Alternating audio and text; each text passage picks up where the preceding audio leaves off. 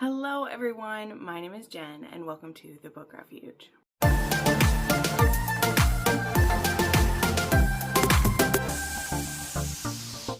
Hello friends, welcome to my monthly wrap up today. Sorry, I am just like all over the place getting ready for it, and I brought out my fun little cow earrings here because I haven't been wearing any earrings besides my studs for a while because my ears were just getting so like tired and irritated all the time. But I wanted to wear some fun ones because I haven't done it in so long, and these ones might not have been the best choice because as someone who likes to fidget as it is, it makes me want to play with them, but they're so cute and they just give me the vibe of what my favorite read of the month was, and so we're going with them. Okay, so don't mind me if I do. They're adorable. I got these from one of the craft fairs in my area, and I'm obsessed. I love finding stuff at craft places, so don't mind my little cows here. I know, maybe I'll hide her in my hair a little bit so that I don't play with it too much, but anyway, it'll give me some cute pictures. But anywho, enough of that. It is time to talk about my favorite reads of September, of which it is still ungodly warm here. It's the first day of October and it is going to be 90 degrees today. And that's not normally how it goes. Okay, anywho, so if you've never been to one of my monthly wrap-ups before, welcome. Hi, hey, hello. The way I do my monthly wrap-ups is I talk about my stats because stats are for nerds and a lot of us are nerds. And anytime I've even suggested taking away monthly stats, people riot. Literally, I have people begging, and I'm like, okay, I will let you know. And then I talk about my top 5 favorite reads of the month.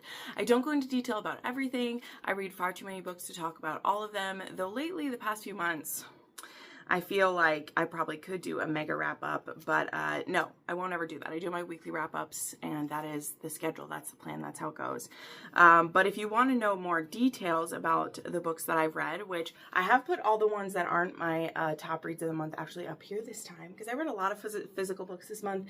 I had a lot of ARCs. I had a lot of Patreon reads, and I was like, why don't I just put those behind me so people can see some of them? So if you want to know more of my thoughts about some of these, you can check out this playlist up here that has all of my weekly wrap-ups and all the, what am I at, like 280 books I've read so far this year. You can get more detailed thoughts on those.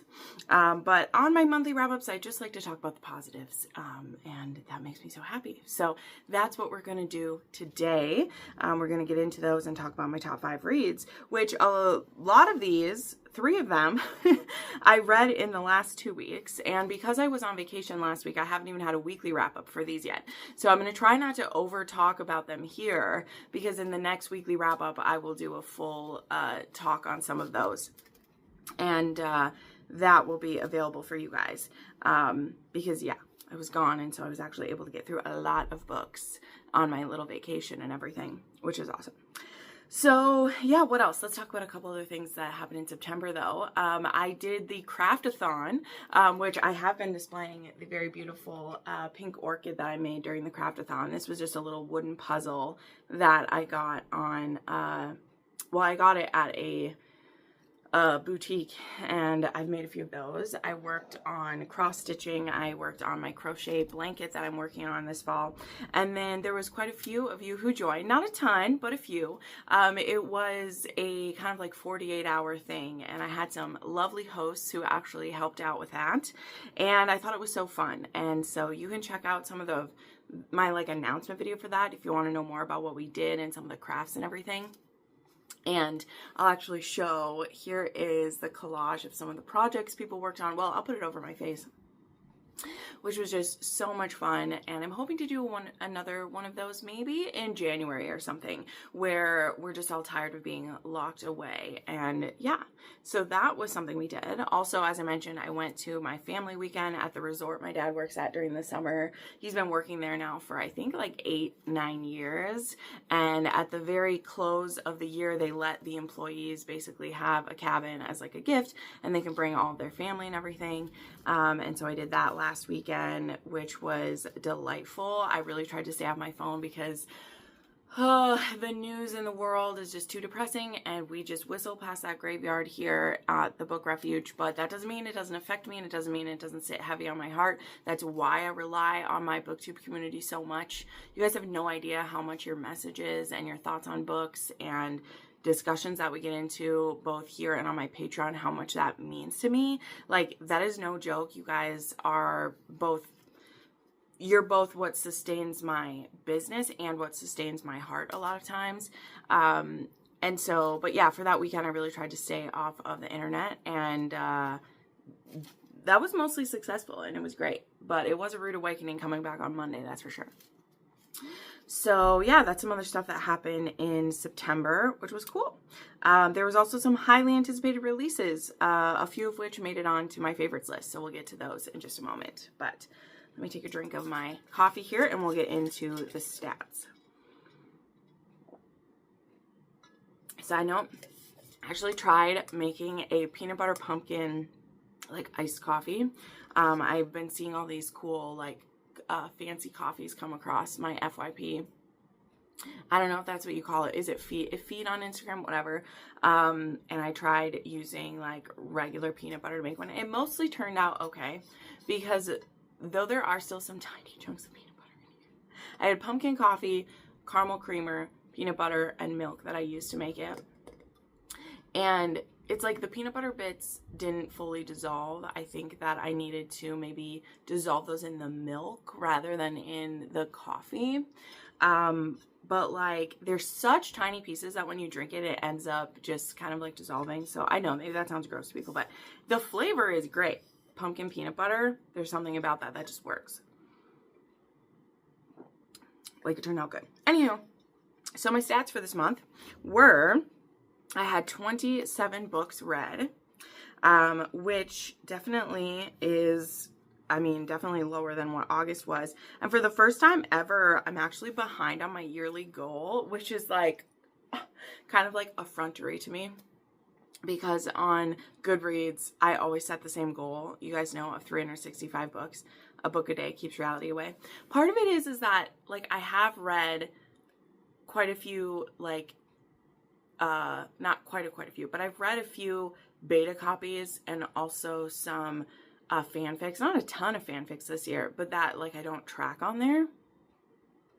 But still, it's weird to be, like, behind on my reading goal on there. But I mean, I'm still at like 280 books, so it's not that bad. But anyway, we read 27 books, me, read 27 books this month, and that was 10,745 pages. And that's wild to me that one of the books that I read this month, which you'll see, was literally a 10th of my pages was in one book. So like if I hadn't read that book, I would have read under 10,000 pages, which hasn't happened. I mean, honestly, in like 8 years of doing booktube, I don't think I've read less than 10,000 pages in a month. So definitely, I'll admit, I've been distracted by a few online games. By online games, I mean like games on my phone. Ugh, I'm so bad at getting distracted by it. But anyway, we don't need to ruminate on all of it. The formats of these books were, I had 3 ARCs, advanced reading copies, 14 ebooks, and then I had 11 ALCs, which are advanced listening copies, and 1 audio that like wasn't an advanced copy. And then I had 10 physical books that I read. The subgenres of these were 15 contemporary books, which that is not odd to read that many contemporary. Usually I'm reading between 12 and 15 contemporary, but in the like comparison game of how like little I read in comparison to other months, that literally is, I believe, like 50% of my reading was contemporary, which was just funny. So I read 2 dark romance, 2 erotic romance, 3 fan fictions. See, I was getting into it, and that doesn't include the traditionally published one. That's kind of a fan fiction. I was getting in the mood. 1 fantasy, 2 historical, 1 sci-fi, and 1 suspense. Yeah, that is what I got to this month, which is great. Then the ratings were, I had 1 6-star read, 4 5-star reads, 3 4.5-star reads, 14 4-star reads, and 5 3.5 star reads. So overall, a great average for my reading this month. But there was also a lot of 4 stars, right? Which were just, a lot of that too is because a lot of them were ARCs and ALCs, and you guys know I usually round a bit more favorably to 4 star. So yeah, there's also that. But anyway, that is the stats. Let's get into my favorites, and we'll start with the new 6-star read, which again also matches my earrings. Kind of, sort of. Not the color, but the style. I read Wildcard, and it was a 6-star read. Okay? Okay. So, a little bit of myself having to reflect on this year. As I've said, I've been very harsh on giving books 6 stars, which normally isn't a thing that I do. Normally, I feel like I'm a bit more liberal with my 6-star, because then when I do my rereads at the end of the year, I decide then if it should stay as a 6-star. But truly, I haven't felt compelled to push certain books to a 6-star, honestly, unless they've been by favorite authors. Like, really, when I look at what I've given 6 stars to already, which I believe I've only given 5 6-star reads. It's either 5 or 6 6-star reads this year. They've all been from established authors I've read multiple books from, and I've just really vibed with whatever new that they did. And granted, it's my 6-star reading list. I can do what I want. But there hasn't really been any surprises this year. And I just wonder if I'm getting a little jaded to some things. Like, I mean, in all honesty, it would have taken a very long time to get a little jaded, because here we are. This is my 9th year of doing BookTube, but it's just been harder. But anyway, there's something about Elsie Silver and what she pulls me into with her stories that I find nothing to complain about in this book at all. And it teared me up. It gave me warm fuzzies. I can't wait to reread it again and annotate it. And that is something that I just don't get to have as often these days. And so, yes, I've given 3 out of the 4 books in this series 6 stars. And honestly, I'm probably going to reread Wildside in December as well, and reread both of these, and that one may end up as a 6-star too. I truly don't find anything wrong with this series, and I don't care what perception is trying to dictate about me, or what that says about me. She is the style that I love to read, and I don't think there's anything wrong with that. It's myself that I'm trying to justify this to, and I don't know why.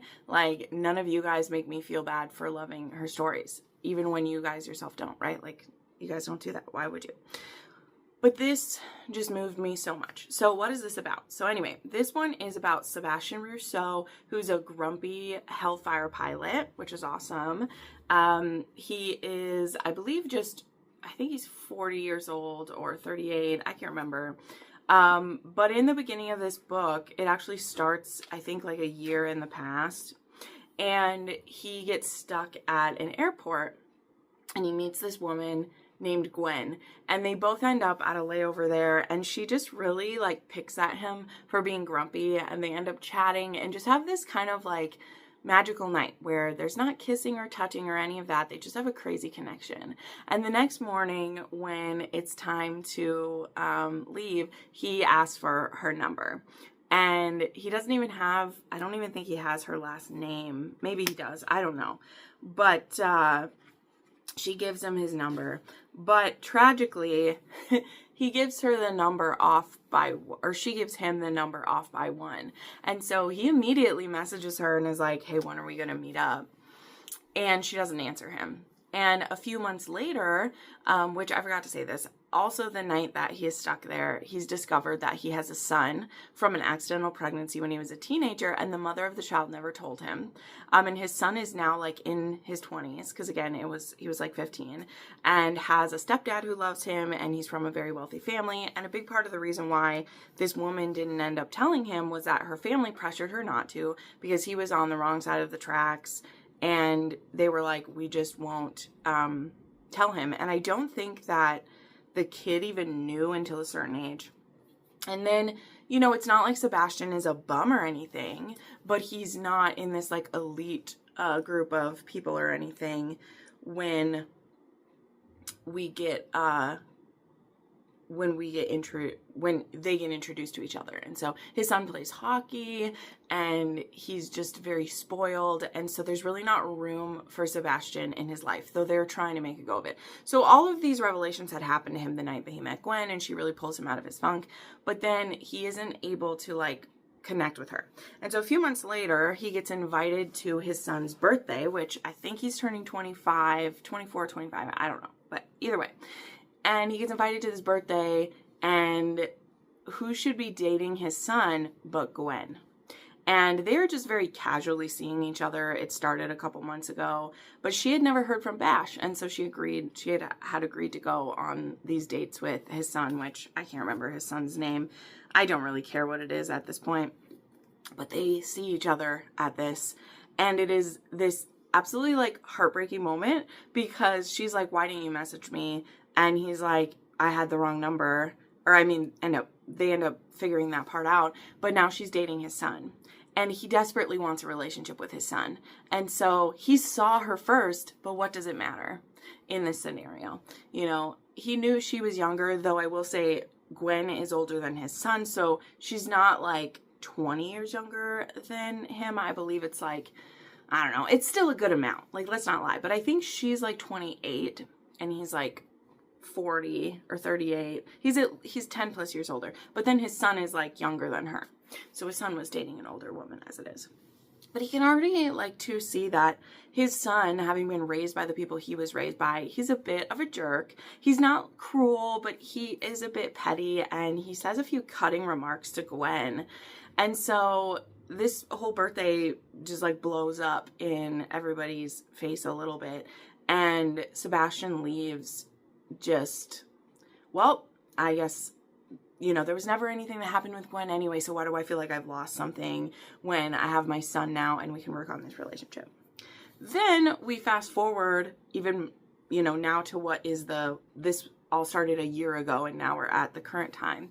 And Gwen ends up in Rose Hill. In fact, she ends up as friends with this crotchety guy who Sebastian ends up giving a like kidney to, and this, that, and the other. Both of them end up like living with this guy while he is like healing up and everything. And so now they're roommates. And she has since dumped his son because he was a bit of a tool. But that will always be in between them. And when his son comes to visit and discovers that Gwen is living there, his son is like, well, this is a perfect opportunity to get her back. So not only is it his son's ex, his son wants Gwen again. Now, Gwen is never going to go back to him, but that doesn't mean that things aren't going to get very sticky and very uncomfortable for everyone. But I just absolutely loved the type of grumpy that Sebastian was, and I loved how hopeful and loving Gwen was. And I loved how, though he was grumpy, he very much built her up all the time. And when something starts between them, they're just meant to be. Like, I don't know another way to say it. And so he's trying to mend the relationship with his son, and so if anything goes further than them, it really could ruin any possibility he has with his son.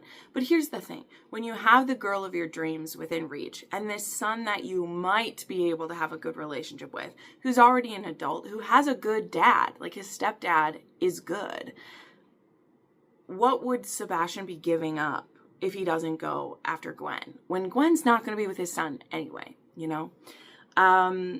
So yeah, of course there's the forbidden aspect, and I will say that this gave me a more mature, less forbidden feel of like Birthday Girl. Like, there definitely were aspects of Birthday Girl. In fact, she even has her birthday during this, and the things that he does for her birthday are adorable. So this has Birthday Girl vibes without feeling as taboo, because again, she is in her like late 20s. And so though he is her ex's dad and he's much older, it's not quite the same as this being like a 19-year-old girl and like all of that. And so I enjoyed that. And if you loved Birthday Girl back in the day when it was one of the only books like it, this is kind of like the more mature, sexy Elfie Silver version of Birthday Girl. So I really recommend that. But Anyway, there's so many beautiful moments in here, and I can't get into all of it. I've already talked too long about this one, but it just did everything I wanted. It was just the right amount of forbidden. It was sweet. Of course, it was sexy. And the journey that Sebastian and Gwen go on together, I loved them both so much. And I'm very excited to see what she does next. I think the next series was already announced. I don't remember what it was called, but I'm sure it will be good. There is also TV shows announced for both Rose Hill and for Chestnut Springs. I think one's with Netflix and one's with Amazon. I don't know where is for where, whatever. But I'm excited to see if something comes of that. I always like to say to people, I know people get really excited when they get that news. And it is exciting. It's exciting initially for the author, not only because it means their story has gotten the attention to get that, but also they get a good payout for that. When their IP gets bought, when the rights get bought for that, they get a good payout. And Elsie Silver deserves it. I mean, she's just shot to stardom. And whether her books work for you or not, which totally fine, they're very wholesome in an aspect and just very fun stories. And I think they've brought a lot of people into reading romance, right? Or spicier romance for sure. And so I love that because there's still a lot of heart and a lot of just like goodness in her books. So I hope stuff comes comes of it, but I just always caution people to remember that there is a list a mile long of properties that their IP is bought. Okay, that happens all the time with film studios in that they get in bidding wars for it, they buy it, not necessarily to produce it themselves, but to make sure nobody else can do it. Until you get to the point of like the off-campus series, is it off-campus? Yes, the off-campus series is getting done with Amazon, and there are actors, they've filmed it, there's like, it's coming, there's even like some scenes filmed.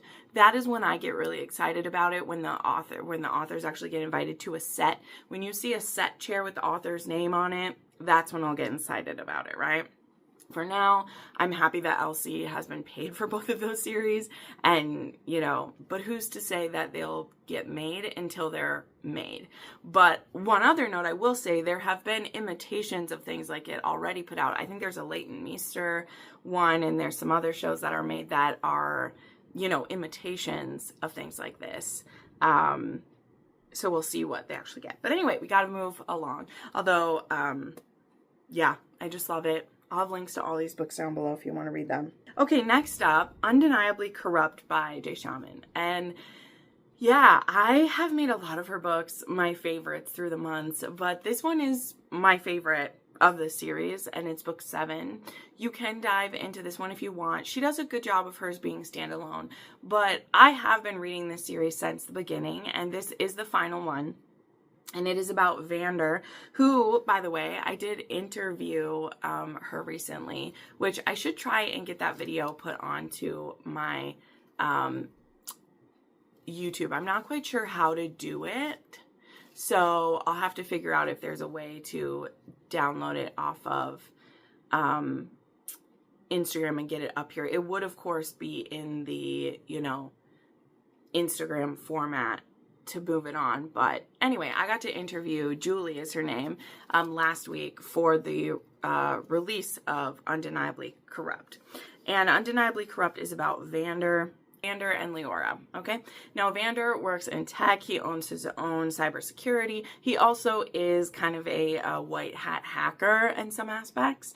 And so we've seen him throughout the series as he has stepped in and helped out our crew at different times. So I definitely have been waiting for his. And this is actually a second chance romance, okay? Vander and Leora were high school sweethearts. Her brother and him were best friends. And they were each other's first, okay? Like, they were each other's first everything. And they loved one each other so much. And then when he was going away to college and she, I think, was, I don't know if she'd graduated yet or whatever. Something happened. Her brother died, actually.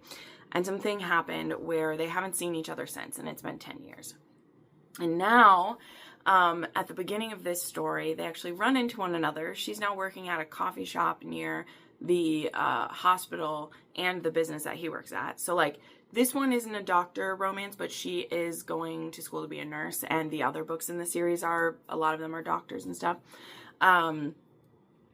So yeah, this one wasn't as like medical involved as the other ones have been.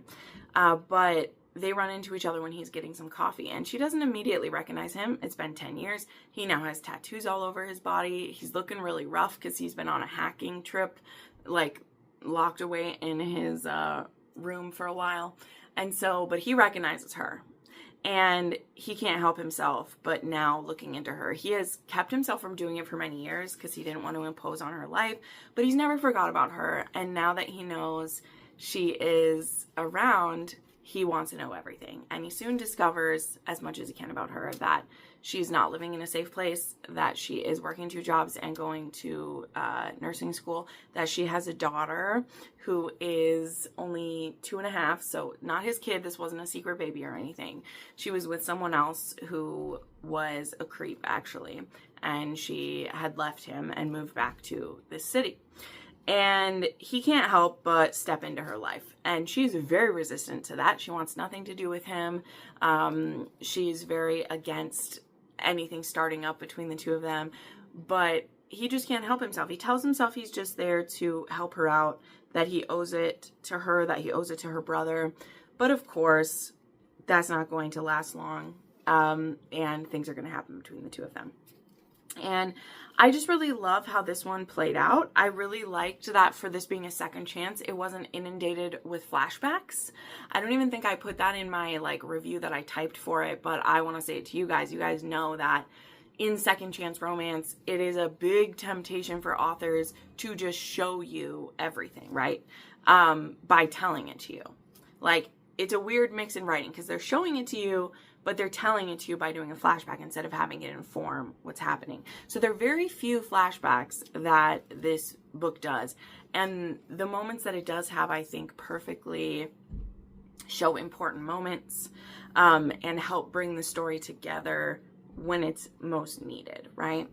And I just love these two. I love Vander. He is a bit kinky, so we do get a little bit of that involved. And one of the things about my interview with Julie, and I was of course honest with her about this, and you'll see, this is the only series of hers I've read, but I've read all 7 in this series. And this is a second gen series from 3 other series, basically, okay? So it's a bit like a Rena Kent verse type thing, except, you know, in a contemporary lighter mood. Some of these even venture towards rom-com, though this one didn't. This one was, I mean, I wouldn't call it overly serious, and it's certainly not dark, but it was a bit more serious because of the plot of this one. And part of the reason why he disappeared and why she never reached out to him, there is someone who kept them apart. So there is a bit of a mystery of that, some misconceptions they both have about one another. But because this one is like a second gen from 3 different series, I really want to read particularly Vander's parents, which she told me which book that his dad has. And we had a little laugh about it because his dad is a bit kinky. And I always laugh because I'm like, I always find it funny when kink is like generational. Not that I couldn't be, because if you've been made to feel like that is acceptable and there's nothing to be ashamed of, I think it's easier to be interested in kink and things like that. But it is always weird when parents like share traits of things. And yeah, that made me like laugh about it. And anyway, that interview was just really fun. You should check it out. She said to me that Sebastian York actually narrated the dad in like the book that was about the dad, and she wanted Sebastian York to do this one. But I guess Sebastian York has rules now, like where he doesn't play characters of a certain age or lower now because of what his age is, which I think is very wise of a narrator to do. And I told her jokingly, I was like, well, you know what that means, right? You need to write an age gap so we can have Sebastian York do one of your books again. Honestly, that makes so much sense, but I love Sebastian York. So people need to write my Stern Brunch Daddies so we can have Sebastian York still narrating some things because I adore him. But anyway, This one, by the way, I don't think that I even mentioned it. This one was narrated by Stella Hunter and Connor Craze, and it was dual performance, and it was wonderful. I love that pairing. They do such a great job, and it just really brought the story to life. But a couple other things I liked about it, and we'll move on. I have other books to talk a long time about too, and so we're going to be here for a while. These were my favorites, and it was a good month for sure with that. But the little girl in this one, which I didn't write her name down, but she's 2.5, and again, she's not Vander's, she's the X's, and there is particularly a beautiful scene in this book where the little girl is sick, and Vander has been put on like the emergency list for this, and the heroine, because she's at nursing school when it happens, she isn't able to answer her phone. So Vander is actually the one who picks the little girl up and like brings her home and is taking care of her. And like, I just think that Julie did such a good job of writing the kid to be her age. One of the things I always say is that authors want the character to be like little. They want a kid to be little, but then they write them to have the intelligence of a 7-year-old, which just, again, it's not that some people's kids aren't advanced. That is true, but I also think that authors want little characters to do more than they're supposed to because it fits their narrative when it's like, you know, 2.5-year-olds don't necessarily talk in full sentences all the time, right? I have a niece who is almost 4 and she can talk in full sentences now, but they're still very baby-like in her talk, and she still is very easily distracted in what she's talking about. She'll like have bursts of energy when she's talking and then mumble on, and you know, it's not because her development isn't exactly where it's supposed to be, right?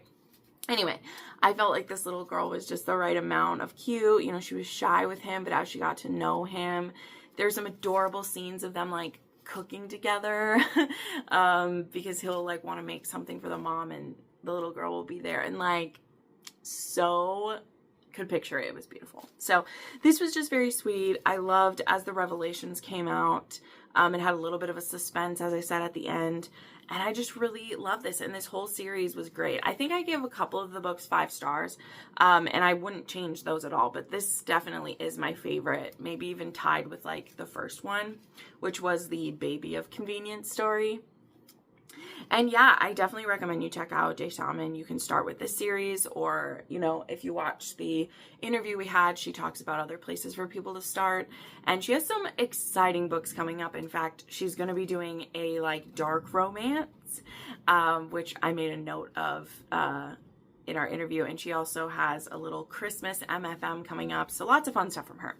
But anywho, let us move along to the Big Daddy. And these next 3 I'm going to talk about are the ones I said that I haven't even reviewed these on the main channel yet. Or I keep wanting to say main channel. On the weekly wrap-up videos.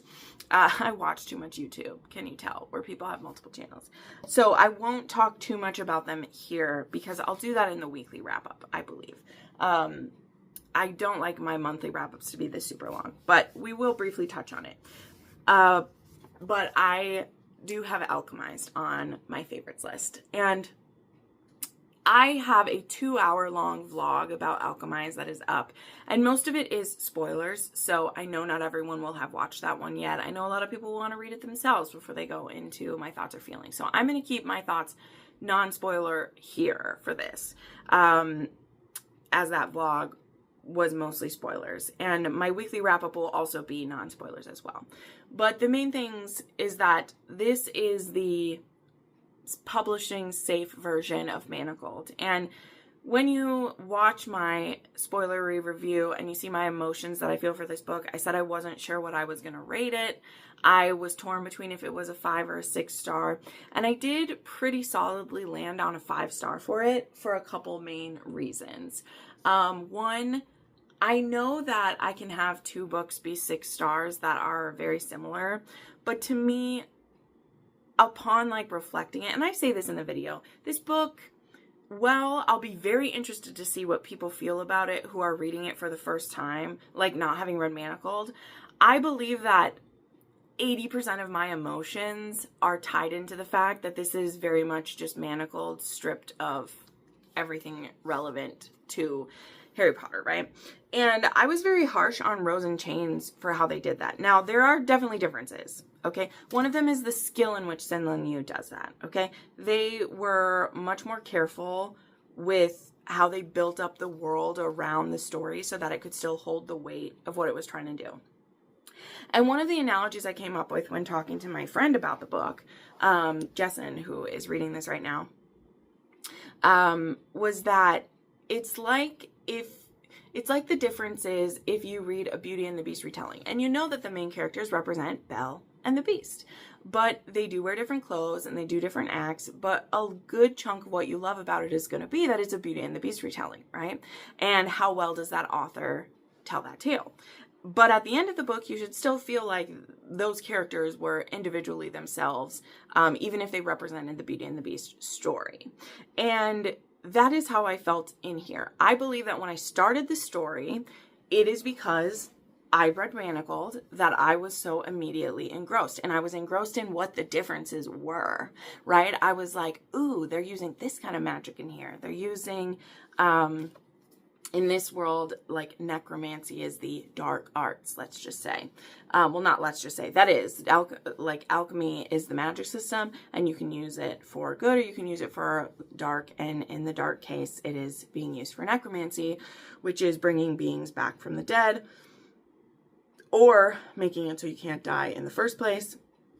So a very wicked type of thing. And you can see the comparison to that in the dark arts, because think of the dark arts spells. They're spells that take away the agency or kill with the use of them, right? Like the 3 unforgivable curses, as it were. That is what they do. They take away the agency or hurt or kill the person that they're used on, right? And that's what makes them dark and what causes damage to your soul if you use them.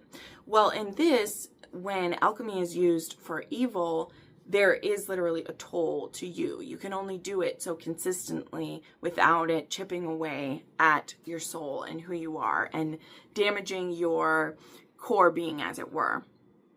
And the Order of the Eternal Flame are our good guys, as it were, and they're only using magic for good. But the problem is, when you're fighting it actually has a name, like the Necromancy War or something. I don't know. These wars keep cropping up in time in here.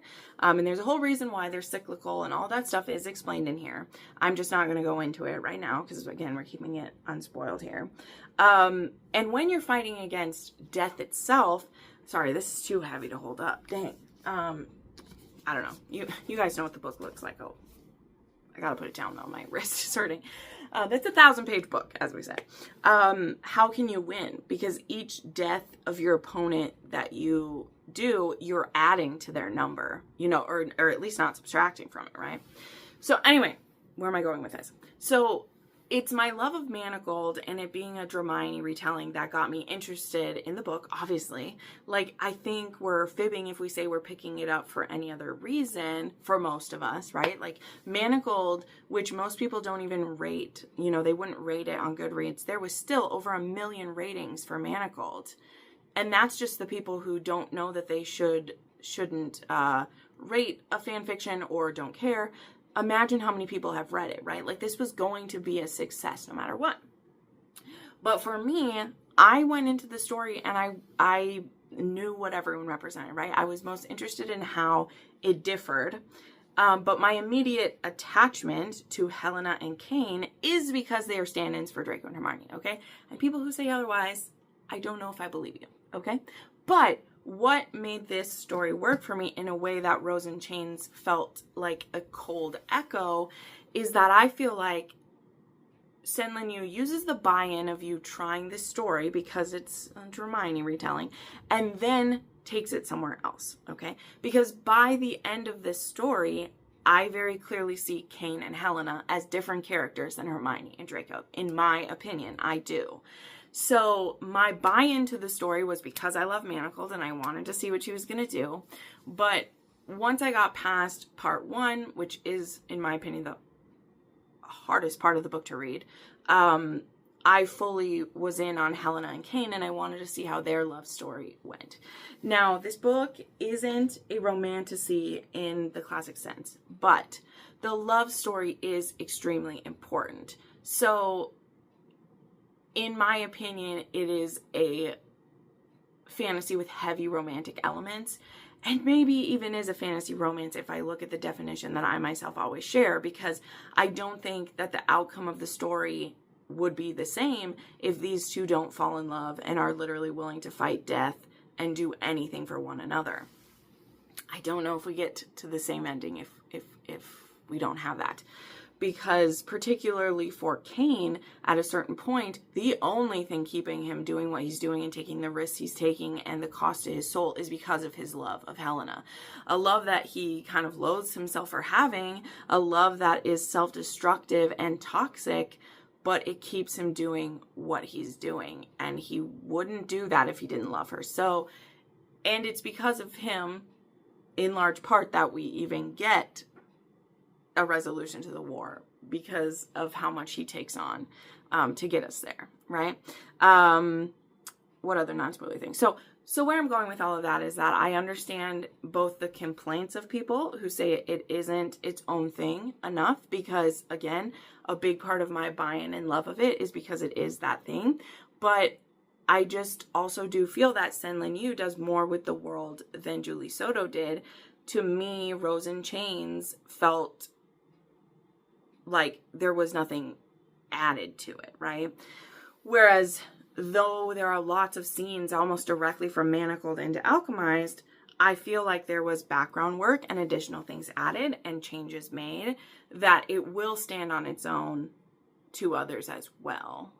So I don't know. And at the very end of the day, it's just bias for the story as well. I didn't care for the writing in Rose in Chains. It felt very simple. It felt very and it also felt very watered down. Rose in Chains felt like it was made to be too marketable. And I feel like Alchemized, it felt just as brutal to me. There wasn't as much repetitiveness of some certain atrocities. Like, it was like we see the assault and the rape happen, and then we don't have to repetitively go through it over and over and over again. Whereas in Manacled, we really sit in some of the awfulness for a very long time. It makes it extremely heavy. And so I think that Alchemized pared some of that down to get us through that stuff. But it didn't shy away from them either. Like, it's still very clear what's happening to everyone. And at the end of the day, a lot of it's my own bias too. So, but when I add all that up together, I feel that I don't see Alchemized as a 6-star read for me the way Manacled was, because it is an echo of Manacled. It is. And we can say that Alchemized stands on its own and that you don't have to have read it, and I agree with that. I think it has a beginning, middle, and end. I think that it's there, but I feel that a lot of the people who will love it are people like me who read Manacled and are now just so thrilled that Alchemized exists, and without shame I can recommend it to everyone I want to and say, nope, you don't gotta go through hoops, you don't gotta download a thing, you don't gotta feel like you're being illegal, like this is licensed and it's allowed, and go read it, right? And I think that that is where a lot of the hype is coming from, is that this one's out in the world. But some of the same moral quandaries I think still exist with that one, okay? And I would be a hypocrite if I didn't acknowledge them, but I will be a hypocrite in saying that I like it better done with Alchemized than I did with Rose in Chains. Now, at the very end of all of that, still know this is a dark, high fantasy with romantic elements that does have an HEA, okay? I'm going to tell you that because it's being sold in some ways that maybe people aren't sure. I know with Manacled people aren't sure. That is why I want to call it fantasy romance, so people know it has an HEA, even though in the story structure, I don't think it fits a romance the way that it fits a high fantasy. But I just want to clear that up in case anyone is wondering. I've seen some people doing the whole, like, I don't want to spoil it for you. And I'm like, no, we don't do that here on the Book Refuge. I'm calling it a high fantasy romance for the piece that is the HEA. I think it's more a high fantasy with romantic elements that also has an HEA for the characters there. So whichever way you want to parse that out, my point being, Cain and Helena are alive and together at the very, very last page of the book. Whether you feel it's completely an HEA in their broken, war-torn states, that's up to you. But the couple is together and it's a HEA at the end of the book. So there you go. Moving along to the next one. Okay, then I read Bitterburn. And as I just said I would try to do with Manacled, I'll move along. But this is the third book in the Lioness trilogy. So it is hard to talk about it because it's the third book and I don't want to spoil things in the previous ones. But this was a 5-star read. This was wonderful. Thank you so much to Bloom for sending me an early copy of it. I also had an ALC from Must Love Audio, so I was switching between listening and reading. Some parts of the book were so like hard to get through that I switched to the physical copy so I could read them instead of listen. I don't know. Sometimes when I listen, it just like, it's too hard. I can't do it. But in this book, we finally get Mark's POV, which I was always hoping we would. We don't have his POV in book 1 and 2. And this book begins pretty close to where everything left off. I think it's like a month or so later, after the end of book 2, which left Mark in a bit of a pickle, and Tristan and Isolde, again, don't want to spoil it, but this is an MMF, and the married couple is Mark and Isolde, and so Tristan and Isolde, they ran away together at the end of book 2 for reasons that I won't spoil. This book has political intrigue, it has religious symbolism, but as always to me, I feel that while she challenges and questions the more demented sides of religion that have to do with lying to people and using religion for their purposes, I also feel that she shows the good side of religion and what it can bring to people. Yeah, there was a lot of cameos in this one. So if you've read, literally if you've read any of her other dark polyamorous series, like if you've read, I mean, of course, if you've read the new Camelot series, you will, there's oodles of calls to them. But there was also a Thornchapel shout out, and there also is a shout out to the Bell brothers in this one as well. So literally, I won't say how or when, but there is shout outs to pretty much every other dark polyamorous series she's written. Well, I guess the Bell brothers don't have any polyam in there yet, but yeah. So yeah, this was a beautiful story. It is painful, but it does have an HEA, and I just loved being in Mark's head because he's this very tough, twisted sadist in the previous 2, but I knew I was gonna love when we got under his shell, and I certainly did.